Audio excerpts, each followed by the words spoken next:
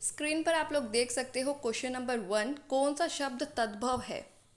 यहाँ पर पूछा है तद्भव। तद्भव शब्द कौन से होते हैं जो हिंदी के एज इट इज़ यूज होते हैं, और तत्सम कौन से हो जाते हैं जो संस्कृत से आए हुए होते हैं। तो उनमें थोड़ा फर्क होता है। अब मैंने आप लोगों को ना एक चीज़ बताई थी कि जिन भी शब्दों में अक्षय त्र ज्ञ श्र ये वर्ण जिन शब्दों में आए हो, क्ष त्र ज्ञ श्र ये हो, या फिर जो आपका ये क्र इस टाइप के वर्ड हो जाए, इस टाइप के वर्ड हो जाए, या ऊपर आपका र लिखा हुआ है इस टाइप के वर्ड हो जाए ना, तो ज़्यादा पॉसिबिलिटी है कि वो आपको तत्सम शब्द मिलेंगे। ज़्यादा पॉसिबिलिटी क्या है कि वो संस्कृत के आए हुए होंगे। तो बेटा जी, अगर ये वाले शब्द, ये मैंने अगर रूल बताया है आप लोगों को, तो यहाँ पर तो आ गया त्र, तो इसका मतलब तो ये हो गया तत्सम। यहाँ से तो आप कर सकते हो इसको। ये वाला जो ऑप्शन है ये तो हट गया। फिर आ गया चक्र, फिर आ गया कर्ण, तो ये वाले शब्द भी हट गए। बचा क्या, काजल। तो काजल क्या हो जाएगा बेटा, आपका तद्भव शब्द हो जाएगा। ठीक है, मूव ऑन करते हैं नेक्स्ट क्वेश्चन पर। अब दूसरे क्वेश्चन में पूछ लिया तत्सम शब्द, दूसरे में पूछ लिया आपका तत्सम शब्द। तो क्वेश्चन दिया हुआ है, निम्नलिखित में से तत्सम शब्द पहचानिए। तो ये पूछा गया है। अब यहाँ पर बात आ जाती है बेटा, पहला दिया हुआ है आपको चंद्र ऑप्शन, दूसरा दिया हुआ है चाक, तीसरा दिया हुआ है छाता, और चौथा दिया हुआ है गांव। अब यहाँ पर देखिए, मैंने एक चीज़ और बताई हुई है कि तत्सम शब्द में अभी जो ऊपर शब्द बताए वो तो है ही है, साथ में ना जो आप लोग डेली यूज़ में ना कम यूज़ करते होंगे उस वर्ड को, वो हो जाते हैं तत्सम शब्द। तो आप एक अपनी कॉमन सेंस से बताइए, क्या आप चंद्र वर्ड यूज़ करते हो या फिर चांद करते हो। तो आप कहोगे कि चांद करते हैं मैम, तो बेटा चांद हो जाएगा आपका क्या, जो आपका चांद तो हो जाएगा जो आप डेली यूज़ में कर रहे हो तद्भव। ठीक है, और चंद्र हो जाएगा आपका तत्सम। और ये वाले शब्द जो है ये आपको पता चल रहा है, गांव छाता चाक, तो ये सारे आपके यहीं से ख़त्म हो जाते हैं। तो तत्सम शब्द कौन सा निकल के आ जाता है, चंद्र। तो राइट आंसर हो जाएगा ऑप्शन नंबर 1। मूव ऑन करते हैं क्वेश्चन नंबर 3 पर। Question number 3 of this video. So question कह रहा है बेटा कि साफ इनकार करना इस अर्थ की अभिव्यक्ति के लिए मुहावरा है। मुहावरे से क्वेश्चन आया हुआ है जिसका मतलब है कि साफ इनकार करना। तो ये आ जाएगा, पहला ऑप्शन दिया है मिट्टी खराब करना, दूसरा दिया है मुट्ठी में होना, थर्ड दिया है टका सा जवाब देना, फोर्थ दिया है मुंह ताकना। तो साफ इनकार करना में आ जाएगा बेटा टका सा जवाब देना। तो ये वाली चीज़ तो बहुत ही इजी सा क्वेश्चन है, आपको भी आता होगा। मूव ऑन करते हैं नेक्स्ट क्वेश्चन पर। तो नेक्स्ट आप लोग देख सकते हो, क्वेश्चन है जो वो पूछा गया है, कौन सा शब्द स्त्रीलिंग है। अच्छा, कल अगर आपने वीडियो देखी होगी तो मैंने एक चीज़ बताई थी कि जब पुल्लिंग और स्त्रीलिंग की बात हो ना, तो मेरा और मेरी लगा करके देख लिया करो। मेरा जब लगेगा तो वो हो जाएगा पुल्लिंग, मेरी लगेगा तो क्या हो जाएगा, वो हो जाएगा शब्द स्त्रीलिंग। तो अब यहाँ पर लगा के देखो, तो मेरा मुनि, मेरा चाकू, मेरा घर, लेकिन जब आप पुस्तक बोलोगे तो क्या बोलोगे, मेरी पुस्तक, है ना। तो पुस्तक क्या हो जाएगा, स्त्रीलिंग। तो यहाँ से हो जाएगा option option number 4 correct. Move on करते हैं नेक्स्ट क्वेश्चन पर। आशा करती हूँ एंजॉय कर रहे होगे सीरीज़ को। अगर फिर भी कोई डाउट हो ना तो कमेंट बॉक्स में बिल्कुल पूछ सकते हो, मैं रिप्लाई ज़रूर करूँगी। ठीक है, क्वेश्चन नंबर 5, कर्मवाच्य वाला वाक्य पहचानिए। अच्छा, मैंने वाच्य जो आपको पढ़ाया था, बेसिकली ये वाच्य से पूछा गया है। तो वाच्य मैंने आप लोगों को बताए थे कि 3 प्रकार के वाच्य होते हैं। कौन कौन से होते हैं, एक होते हैं कृतवाच्य, एक होते हैं कृतवाच्य, दूसरा टाइप का होता है बेटा कर्मवाच्य, और तीसरे टाइप का होता है भाववाच्य। जो कृतवाच्य होता है उसमें वाच्य बिंदु क्या होता है, सब्जेक्ट होता है या फिर कर्ता होता है। जो आपका कर्मवाच्य होता है उसमें जो आपका वाच्य बिंदु होता है वो ऑब्जेक्ट होता है या फिर कर्म होता है। और आपका जो भाववाच्य होता है उसमें जो वाच्य का बिंदु होता है वो होता है आपका वर्ब, मतलब कि क्रिया। ठीक, ये चीज़ मैंने बताई थी। अब आपको ना ऐसा सेंटेंस ढूंढना है जिसमें आपका जो वाक्य का केंद्र बिंदु या वाच्य बिंदु जो है ना, वो आपका क्या हो, ऑब्जेक्ट हो, कर्म हो। तो पहला जो ऑप्शन दिया हुआ है वो दिया हुआ है मैंने अपना सारा काम कर लिया। तो यहाँ पर तो ये तो कृतवाच्य हो जाएगा, सब्जेक्ट के ऊपर है। मेन फोकस किसके ऊपर है, सब्जेक्ट के ऊपर है। मैंने अपना काम किया तो मेरे ऊपर है ना, तो सब्जेक्ट के ऊपर हो गया, तो ये तो हो गया कृतवाच्य का। तो ये वाला जो ऑप्शन है ये तो हो जाता है डिस्कार्ड। दूसरा आ जाता है बेटा उससे सोया नहीं जा सकता। तो यहाँ पर किसके ऊपर ज़्यादा स्ट्रेस हो रहा है, सोया के ऊपर हो रहा है। तो मतलब कि सोना क्या है, एक वर्ब है, क्रिया है, तो मतलब भाववाच्य हो गया ये वाला भी ऑप्शन डिस्कार्ड हो जाता है। अब क्या है कि क्या तुमने व्यायाम किया, क्या तुमने व्यायाम किया, तो तुमने के ऊपर आ गया दोबारा से स्ट्रेस, तो फिर क्या हो गया, ये तो कृतवाच्य हो गया, सब्जेक्ट के ऊपर हो गया है ना। तो अब लास्ट ऑप्शन बचा, उससे आज पढ़ा ही नहीं गया। तो स्ट्रेस किसके ऊपर आया, पढ़ने के ऊपर आया, और पढ़ना क्या हो गया, एक कर्म हो गया, ठीक है। उससे आज पढ़ा ही नहीं गया, तो राइट आंसर क्या हो गया, कि राइट आंसर हो जाएगा option number 4। Option number 4 is right here. So next question आप लोग स्क्रीन पर देख सकते हो, क्वेश्चन नंबर 6, पक्षी का प्रायवाची नहीं है। अब पूछा गया है पक्षी का प्रायवाची कौन सा नहीं है, तो विहग है बेटा, जो ये भी प्रायवाची है, खग भी है, द्विज भी है, अंडज भी है, ठीक है। लेकिन मयूर नहीं है। मयूर किसका हो जाता है, मयूर हो जाता है मोर का। मयूर हो जाता है मोर का, जो आपका पिकॉक होता है ना, उसका। क्वेश्चन नंबर 7 आप स्क्रीन पर देख सकते हो, पूछा है विसर्ग संधि का उदाहरण है, which one of the following is the example of विसर्ग संधि। तो विसर्ग संधि का उदाहरण पूछा हुआ है, पहला है आज्ञानुसार, दूसरा है मनोरथ, तीसरा दिया हुआ है तदनुकूल, और चौथा दिया हुआ है तथास्तु।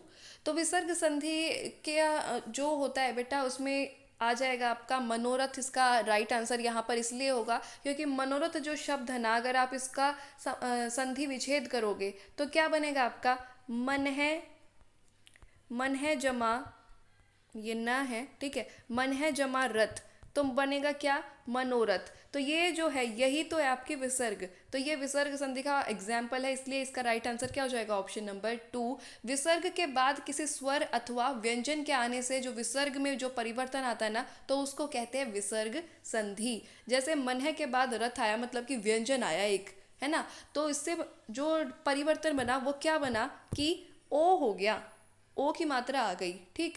तो ये जो परिवर्तन आया, ये विसर्ग संधि का उदाहरण है। मूव ऑन करते हैं नेक्स्ट क्वेश्चन पर। नेक्स्ट क्वेश्चन स्क्रीन पर देख सकते हो, क्वेश्चन नंबर 8, वाक्य में क्रिया विशेषण पद कौन सा है, पूछा गया है क्रिया विशेषण कौन सा है। और सेंटेंस क्या दिया हुआ है, सेंटेंस भी देख लेते हैं। परीक्षा नज़दीक है, कुछ पढ़ भी लो।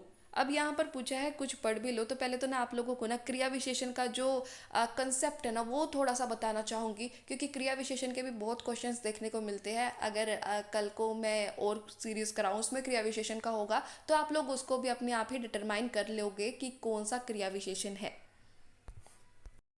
तो सबसे पहले तो यही बताना चाहूँगी कि क्रिया विशेषण, जो कि आपको नाम से ही पता चल रहा है, क्रिया विशेषण का मतलब क्या हुआ, कि जो आपकी क्रिया की विशेषता बताएगा। क्रिया मतलब वर्ब की क्वालिटी बताएगा, वर्ब की विशेषता बताएगा, वो होते हैं क्रिया विशेषण। अब जो ये क्रिया विशेषण होते हैं ना बेटा, वो होते हैं 4 तरीके के। कितने तरीके के होते हैं, 4 टाइप्स के होते हैं। पहला हो जाता है रीति, पहला हो जाता है रीतिवाचक। रीतिवाचक में क्या हो जाता है कि ना, इसमें ये होता है कि जो क्रिया हो रही है वो किस तरीके से हो रही है, किस मैनर में हो रही है, किस मैनर में हो रही है, कैसे हो रही है, किस प्रकार से हो रही है। जैसे एग्जाम्पल देना चाहूँगी कि गाड़ी प्लेटफॉर्म पर अचानक आ गई। एग्जाम्पल यह है कि गाड़ी प्लेटफॉर्म पर अचानक आ गई, तो आप क्वेश्चन जब करोगे ना क्रिया के ऊपर, कैसे आ गई, तो आपको मिलेगा वर्ड अचानक, आपको मिलेगा वर्ड अचानक। तो इसमें जो अगर वर्ड्स की अगर बात करूँ, तो अचानक, भली भांति, ईमानदारी, ये जो शब्द है, जल्दी से, तेजी से, तो ये बताया गया हमें कि किस प्रकार से या कैसे। तो ये वाला जो आंसर देगी ना, वो हो जाता है रीतिवाचक क्रिया विशेषण। दूसरे टाइप का जो क्रिया विशेषण होता है बेटा, वो होता है स्थानवाचक।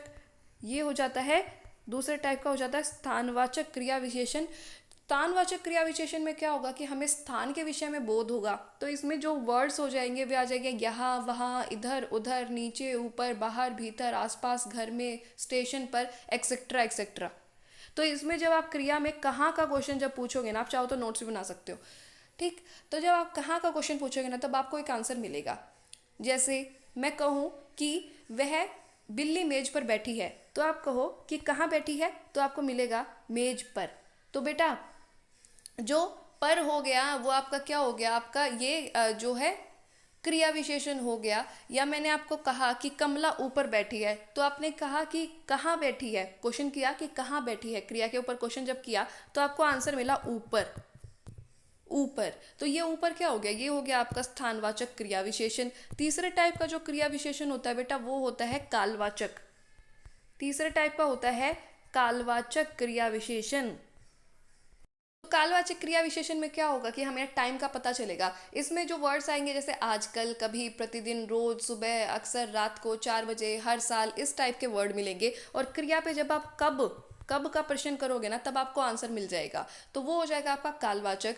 जैसे मैंने कहा कि गुरुजी अभी आए हैं, तो मैंने कहा कब आए हैं, मैंने क्वेश्चन किया क्रिया पर कब आए हैं, तो मुझे आंसर क्या मिला, अभी।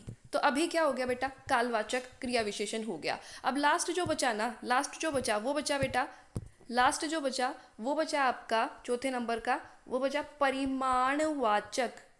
क्या बचा, परिमाणवाचक क्रिया विशेषण। तो परिमाणवाचक क्रिया विशेषण में क्या होगा कि आप जब क्वेश्चन करोगे कितना या कितनी, आप जब क्वेश्चन करोगे क्रिया पर कितना या कितनी, तो जो आपको आंसर मिलेगा ना, तो वो हो जाएगा आपका परिमाणवाचक।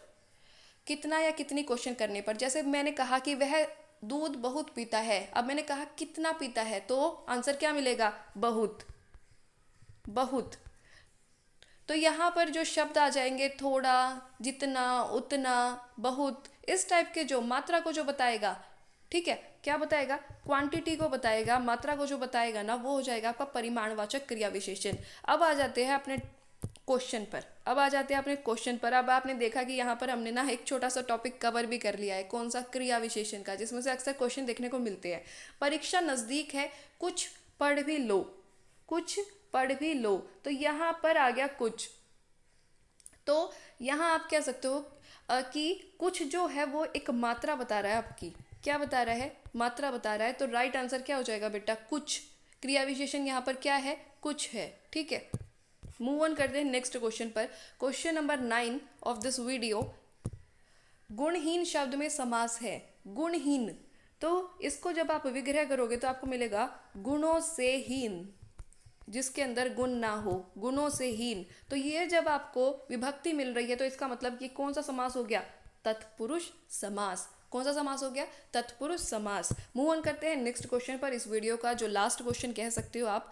तो पूछा गया बेटा कि भौतिक में, यहाँ पर गलती से लिखा हुआ है भूल शब्द, लेकिन यहाँ पर आना क्या है, मूल शब्द। ये आया हुआ है क्वेश्चन जो आपके रूट वर्ड होते हैं ना उसमें से। तो भौतिक शब्द में मूल शब्द कौन सा है, तो राइट आंसर क्या हो जाएगा, राइट आंसर हो जाएगा भूत। अब बहुत से बच्चे सोच रहे हो कि नहीं मैम भूत होना चाहिए, तो बेटा भूत का कोई मीनिंग निकल रहा है, नहीं निकल रहा।